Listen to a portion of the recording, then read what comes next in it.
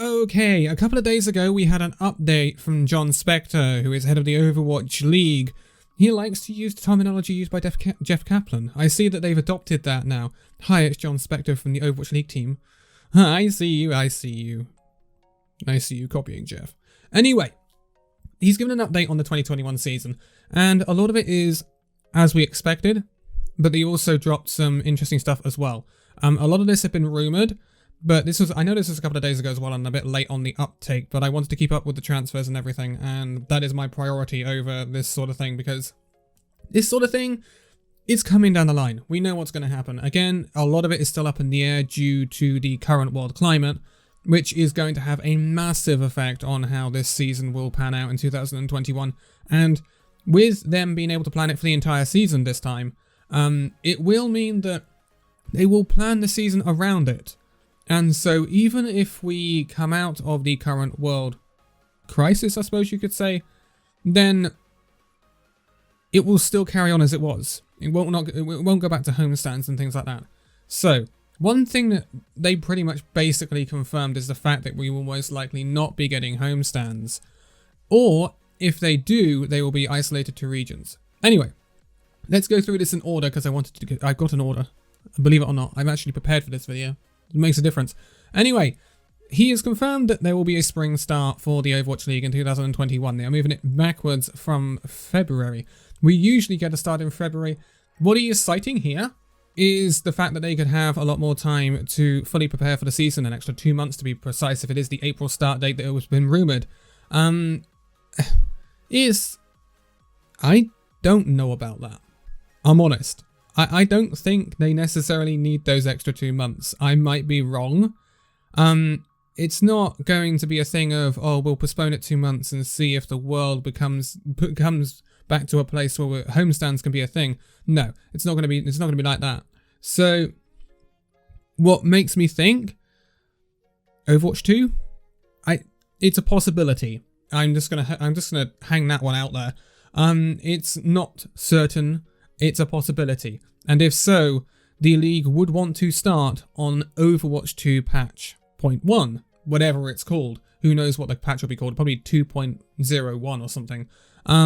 They would want to start on that patch because there'll be a bunch of new heroes, new maps, new mode. And this is something I've debated about in a video much further back in the year.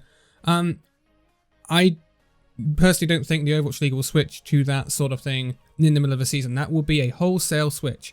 Not only will it be a switch in maps, it'll be a switch and adding another mode, it'll be adding a bunch of new heroes, it will also be adding a new improved engine, which would be massive. So I think they would want to do that in some sort of off-season way as to not cause massive chaos. So that could also be another reason for the pushed back start date.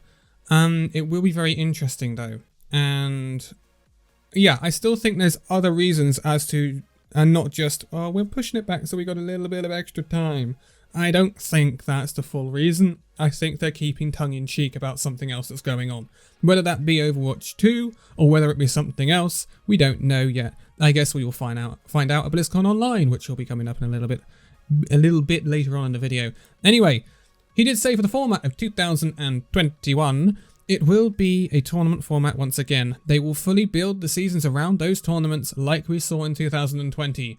Now, I think this tournament format has its benefits and its drawbacks. I am not going to lie. I am traditional. I like the league format that we've had for the past, well, the 2 years, 2019, 2018. I liked that format with the stages and everything. I was sad to see it go. Then tournaments were brought in when COVID struck, and now we're sticking to that format.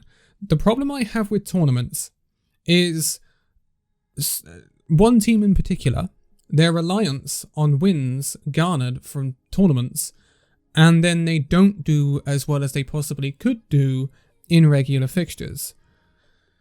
A certain team from the Asian region goes raw. So I don't like that, and that's something I'd like to not see. I don't think Seoul Dynasty took the regular season matches as seriously as the tournament matches, And they were relying on the fact that the tournament matches were getting through to a nice, decent place. And it did. It worked for them. I don't like that it worked for them, though. So, that is... The tournaments are good, though. I'm not going to lie. We saw some incredible play in those tournaments. We saw some of the biggest pop-ups we've ever seen. So, it's not a bad thing. I just would like the way it impacts the regular standings to be changed. So, yeah. I would like it to be a little less important...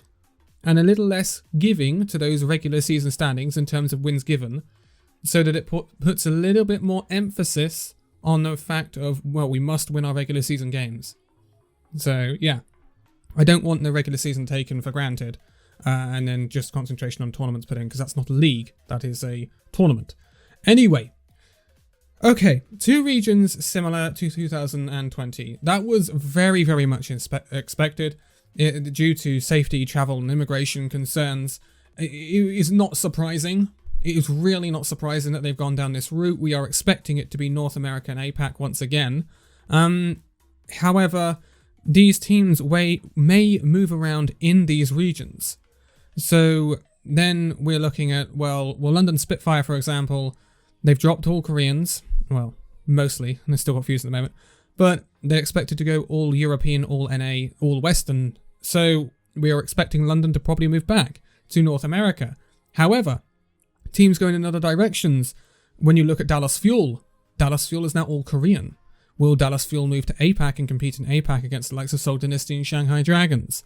There are possibilities for that. It'd be interesting to see what happens. Again, a team like Philadelphia Fusion could or something because they're majority Korean. Again, San Francisco Shock as well. It would be very interesting to see how this works out, but it will have to balance out in some way, or the Overwatch League would have to come up with a cunning idea to make sure APAC stays competitive, which is a possibility from some rumours I've heard about certain teams in Contenders' career. Anyway, it will come and culminate into a big playoffs at the end for one big champion. It should always culminate in that. You cannot have a champion of the Overwatch League if there are 2 of them. So I would like it to stay like that. It is going to stay like that, and I think it has to stay like that. The Gauntlet is an example of it not doing it that way. We're not going to see an overall champion across the world of the Gauntlet. It's unfortunate, but there's nothing we can do about it in this climate, and Contenders is a very, very different beast to the Overwatch League in terms of how much it costs and stuff like that. So I think it is important for the integrity of the Overwatch League to crown one single champion, and that is what they are going to do. And they should be taking place in one place from what I gathered from his announcement. Off-season tournaments are planned because the break is bigger. We had this rumoured. Obviously, Gauntlet is coming up. We also have Flash Ops as well, which is another thing. I wonder if they'll bring something like Breakable Barriers back, which was a really cool thing to do. And then OWL talent will be able to compete in that, OWL players. So that will be really awesome. And then we might even see some Overwatch League tournaments featuring all Overwatch League teams or something like that. It would be nice to see something like the pre-season that we had in the inaugural season return, where we saw a bunch, in fact, all the teams apart from Philadelphia, take part in like a little bit of a round robin, where we saw, I think Dallas did pretty well back then. London were middle of the league and they ended up winning it all. It's quite interesting, that pre-season. I'd like to see that return. A proper pre-season for the Overwatch League. But lastly, the Overwatch League will be featured at BlizzCon Online. It will be San Francisco Shock mainly. It is called Shock versus the World, and it'll be the San Francisco Shock, current reigning champions of the Overwatch League 2 times in a row, going for the 3-peat in 2021. They will be taking on dream teams from across the world, and someone is going to try and take them down in a bunch of challenges. It'll be super interesting. Do we think the San Francisco Shock, current world champions, basically, are going to get taken down? I doubt it somehow. It might turn into a little bit of a meme. It will be massive fun, though. I'm sure it will be. We'll see who's on the Shock at that point, because who knows? They've already lost someone. Super might not even be there. It will be very, very interesting. Very, very interesting. And I think that's a nice little show match sort of thing that they can do at BlizzCon Online. Even though BlizzCon Online is going to be, or BlizzCon is going to be vastly scaled down for BlizzCon Online. There's no Overwatch World Cup, obviously, not that we know of. I think that'll be really cool. I think that's a really cool idea. And hopefully all these off-season tournaments that are planned will come and really entertain us. And I think that has a massive potential for that. And the Gauntlet is going to be massive. So if you're looking for Overwatch esports action, please check out the Gauntlet, because that is going to be amazing. Anyway, I am going to leave it here for this one. So thank you guys so much for watching this video. If you liked it, give it a like, subscribe if you're new, and I'll see you in the next video. See you then.